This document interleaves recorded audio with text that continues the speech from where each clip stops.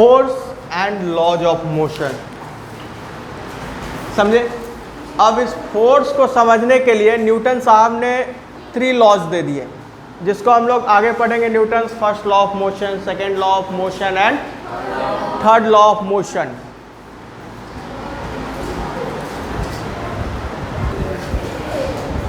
Then guys, what we say, force. Force is what? If we pull and push an object. अगर किसी object को हम push करते हैं या पुल करते हैं, ठीक है, पुश करेंगे तो it will go away from us, pull करेंगे तो it will come towards us, ठीक है। तो उसी को हम लोग क्या कहते हैं? फोर्स कहते हैं। क्या कहते हैं? फोर्स कहते हैं, ठीक है। Push and pull of an object is called force। क्या कहते हैं इसको? फोर्स कहते हैं, ठीक है। अगर प्रॉपर्टीज ऑफ फोर्स की बात करें बच्चा, प्रॉपर्टीज ऑफ फोर्स, जरा समझिए कि प्रॉपर्टीज क्या हो सकती हैं इसकी।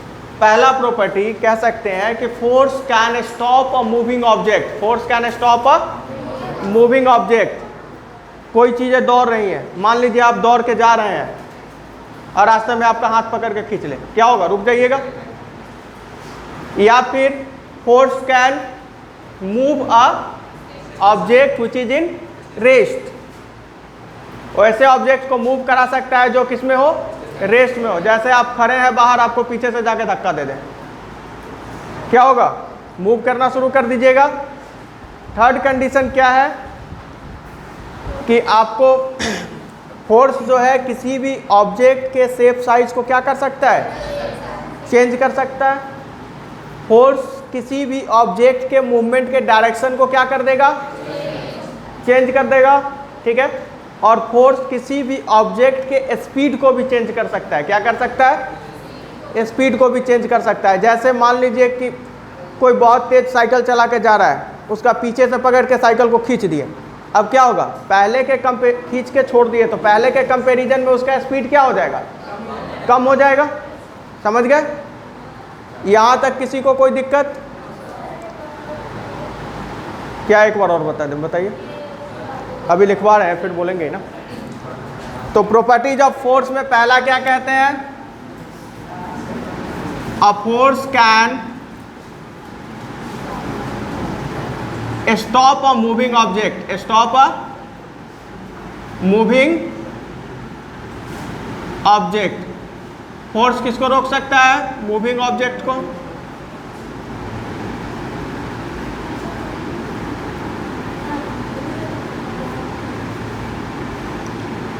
Force can move an object which is in rest, which is in rest, ठीक है। थर्ड कंडीशन हम लोग कहते हैं force can change the direction of motion of an object। Force क्या कर सकता है? डायरेक्शन ऑफ मोशन को चेंज कर सकता है। Force can change the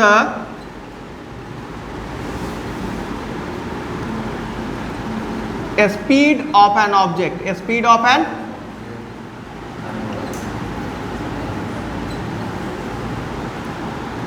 and the last one is force can change the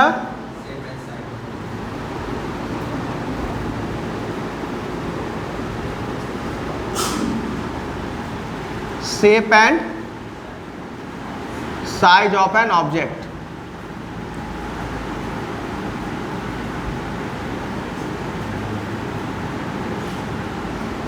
ठीक है। मूविंग ऑब्जेक्ट को कैसे रोक सकता है वो कॉन्सेप्ट तो समझ गए। रुके हुए ऑब्जेक्ट को मूव करा देगा। ये भी समझ गया कि आप रुके हुए हैं, पीछे से कोई जाके धक्का दे दिया, चल दिए। ठीक, तीसरा क्या है कि डायरेक्शन ऑफ मोशन को, डायरेक्शन ऑफ मोशन का बेस्ट एग्जांपल आपको क्रिकेट में मिलेगा। बॉलर बॉल फेंकता है किसकी ओर? बैट्समैन की ओर। लेकिन बैट्समैन जब उस बॉल को स्ट्राइक करता है तो बॉल का डायरेक्शन क्या हो जाता है? चेंज हो जाता है। ठीक है। Speed of an object, speed of an object में क्या होगा? कोई चीज बहुत तेज जा रही है, उसको क्या किए? खींच लिए, तो उसकी स्पीड क्या होगी? पहले के कंपैरिजन में कम हो जाएगी। और shape and size, shape and size में क्या होगा? स्पंज बॉल कह सकते हैं, पेपर बॉल कह सकते हैं, फ्रूट्स कह सकते हैं। राइप फ्रूट्स जो है अगर उसको जोर से दाब दीजिए तो क्या होगा? दो हिस्से में बट जाएगा, समझे? स्फेयर से तुरंत हेमी स्फेयर हो जाएगा। क्लियर? यहां तक किसी को कोई दिक्कत? नोट डाउन कर लीजिए जिनको करना है। बच्चा, अब फोर्स के थोड़ा सा टाइप्स को देख लेते हैं। क्या देख लेते हैं?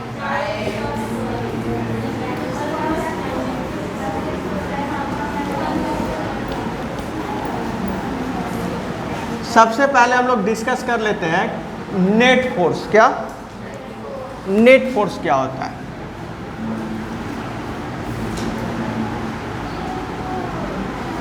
तो इसको कहेंगे the algebraic sum, the algebraic सम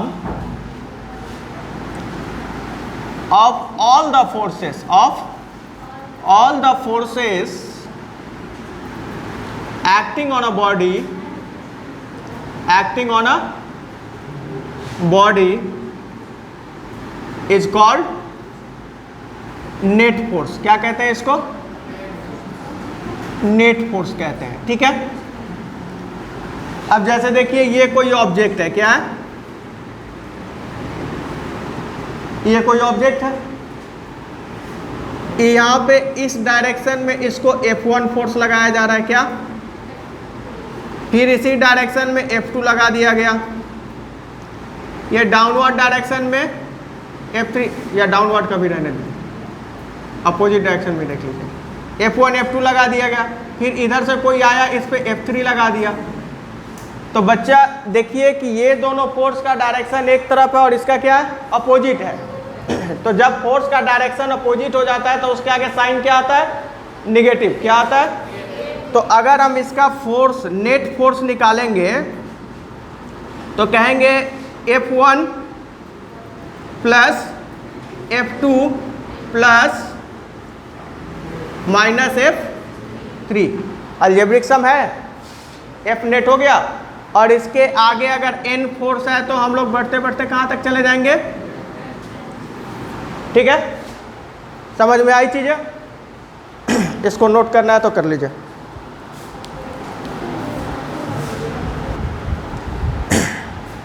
एक ऑब्जेक्ट पे जितना भी फोर्स लगाया जाए उन सब फोर्स का क्या होगा? अलजेब्रिक सम जो होगा वो क्या होगा?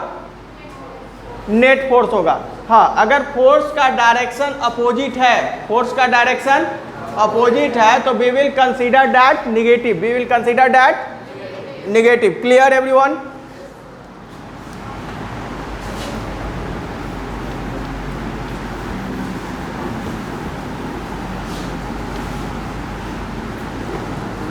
अब फोर्स के टू टाइप्स यहां पे हम लोग पढ़ेंगे। एक बैलेंस फोर्स, क्या?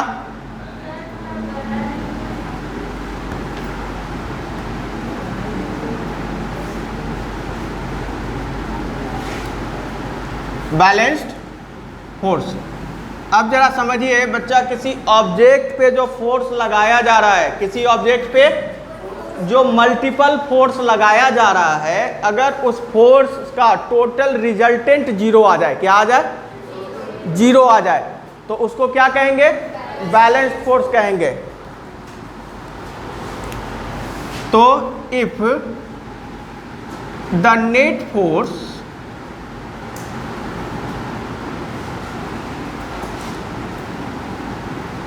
acting on an object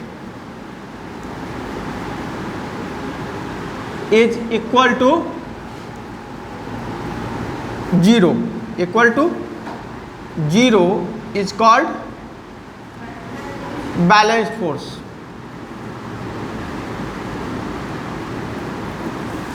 इसको क्या कहेंगे? जैसे देखिए ये ऑब्जेक्ट है, इधर से भी इस पे 5 न्यूटन का फोर्स लगाया जा रहा है। कितने का? ये F1 हो गया। और इधर से भी एक लड़का आया, 5 न्यूटन का फोर्स लगा दिया। अब देखिए क्या इस ऑब्जेक्ट के पोजीशन में कोई चेंज होगा? इधर से भी उतना ही फोर्स लग रहा है, उधर से भी, तो ऑब्जेक्ट अपने जगह पे स्टैटिक रहेगा, रुका हुआ रहेगा। तो अगर हम इसका F नेट फोर्स निकालें तो क्या होगा? हम क्या लिखेंगे? F1 प्लस माइनस F2, यही ना? तो 5 प्लस माइनस 5 यानी कि 0 न्यूटन। क्या होगा? 0 न्यूटन। तो इस ऑब्जेक्ट पे कौन सा फोर्स लग रहा है? बैलेंस फोर्स, क्योंकि इसका नेट फोर्स क्या हो गया? 0 हो गया। अगर हमको इसको और डिफाइन करना हो तो हम लोग लिख सकते हैं इफ टू इक्वल फोर्सेस, ठीक है, या हम कह सकते हैं कि if two forces having same magnitude but opposite in direction there will be no change in the position of object, that is called balance force. Clear? That is called balanced force. अब देखिए unbalanced force की बात करते हैं तो clear है कि balanced force में आप समझ गए कि नेट फोर्स क्या हो जाएगा? 0। लेकिन अनबैलेंस्ड फोर्स में क्या होगा? If the net force will not be 0, if the net force will not be 0, अगर नेट फोर्स हमारा 0 के बराबर नहीं हो,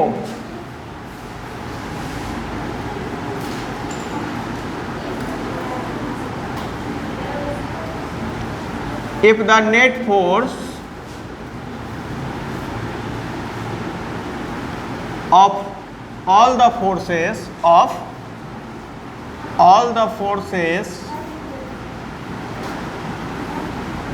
acting on the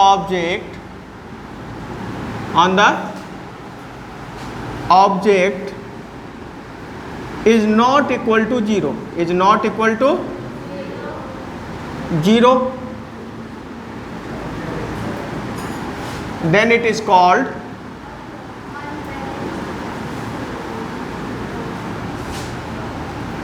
unbalanced force.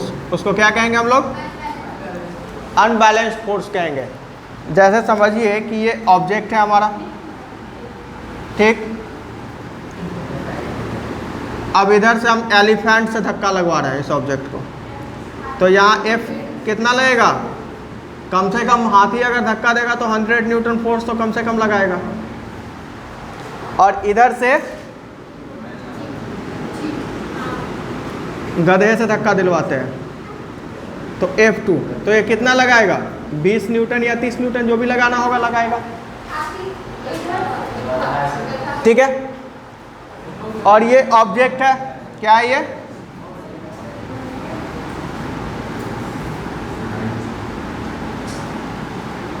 अब देखिए कि जब ये धक्का देगा और वो भी धक्का देगा तो ऑब्जेक्ट किधर मूव करेगा? ठीक है? तो यहां रिजल्टेंट F नेट फोर्स क्या हो जाएगा? 80 न्यूटन का हो जाएगा। कितने का हो जाएगा? 80 न्यूटन का। मतलब नेट फोर्स तो हमारा 0 हुआ नहीं, तो क्या होगा? ये अनबैलेंस फोर्स होगा, क्योंकि F नेट क्या हो जाएगा यहाँ पे?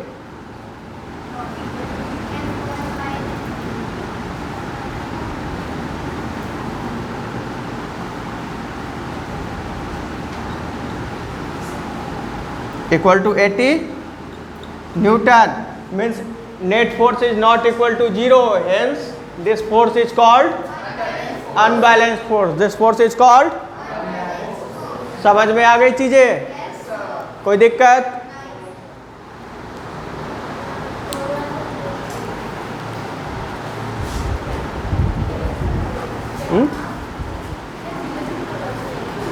चलिए अब देखिए कंसिडरेशन के हिसाब से अगर देखें तो हम लोग बचपन से पढ़ते हैं फोर्स कितने तरह के होते हैं, एक दो तरह के, एक कॉन्टैक्ट फोर्स और एक non contact force. Contact force किसको कहते हैं, जब दो ऑब्जेक्ट के बीच में फोर्स एग्जर्ट कब हो रहा है, जब वो कॉन्टैक्ट में आए। जैसे हम चल रहे हैं, चलने में कौन सा फोर्स एग्जर्ट होता है, फ्रिक्शन फोर्स।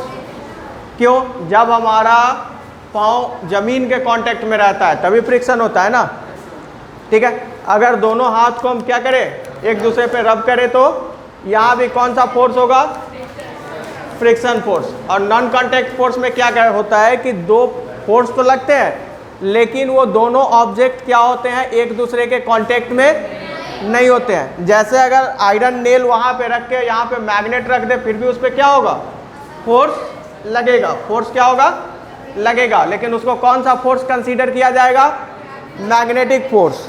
तो कांटेक्ट फोर्स में कौन कौन से होते हैं,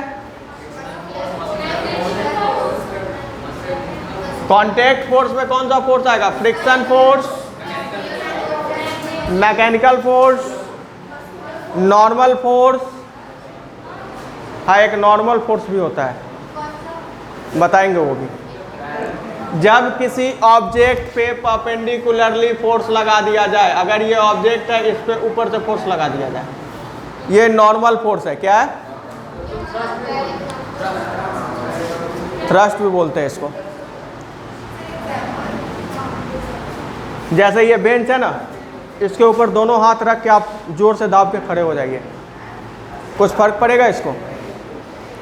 तो ये जो फोर्स परपेंडिकुलरली किसी ऑब्जेक्ट पे लगता है वो क्या होता है, नॉर्मल फोर्स होता है, ठीक है। चलिए नॉन कांटेक्ट फोर्स में क्या होगा, electrostatic, magnetic and gravitational force. कौन सा, ग्रेविटेशनल फोर्स, समझ गया।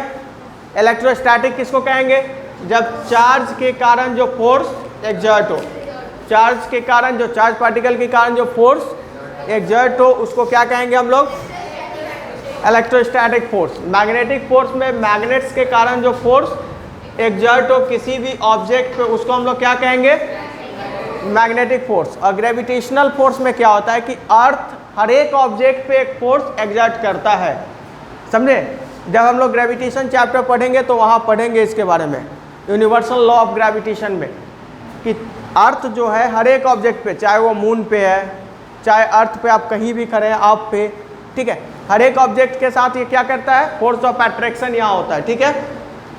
तो ग्रेविटेशनल फोर्स भी किस में आएगा, नॉन कांटेक्ट फोर्स में, किस में, क्लियर। इसके बाद हम लोग बच्चे नेक्स्ट क्लास में डिस्कस करेंगे Newton's first law of motion. Newton's first law of motion में क्या कहता है कि जो ऑब्जेक्ट जिस पोजीशन में है, जो ऑब्जेक्ट जिस पोजीशन में है उसी पोजीशन को कंटिन्यू करना चाहता है, उसी पोजीशन को कंटिन्यू करना चाहता है जब तक कि उस पर कोई एक्सटर्नल फोर्स ना लगाया जाए, जब तक कि उस पर कोई एक्सटर्नल फोर्स ना लगाया जाए। अब बेंच है, आपके सामने बेंच रखा हुआ है, इसको जब तक आप टच नहीं कीजिएगा वो एज इट इज वैसा का वैसा ही रहेगा अपने पोजीशन पे। लेकिन अगर हम उसको धक्का दे दें तो उसके स्टेट में क्या हो जाएगा, चेंज हो गया, समझे। तो यहाँ पे क्या कहता है न्यूटन फर्स्ट लॉ, कि हर एक ऑब्जेक्ट अपने पोजीशन को ही मेंटेन करना चाहता है जब तक कि उस पर कोई फोर्स नहीं लगाया जाता है। न्यूटन के फर्स्ट लॉ से ही फोर्स का डेफिनेशन मिलता है। क्या मिलता है, फोर्स का डेफिनेशन।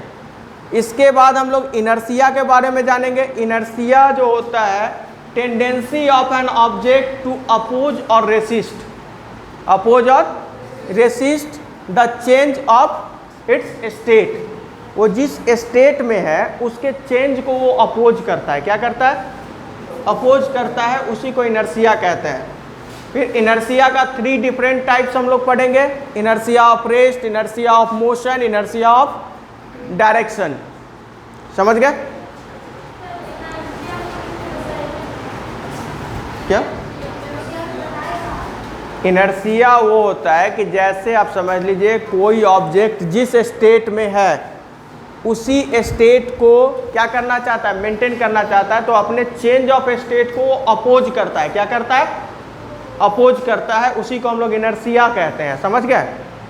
अब बोलिए आपको क्या पूछना। चलिए आज की कहानी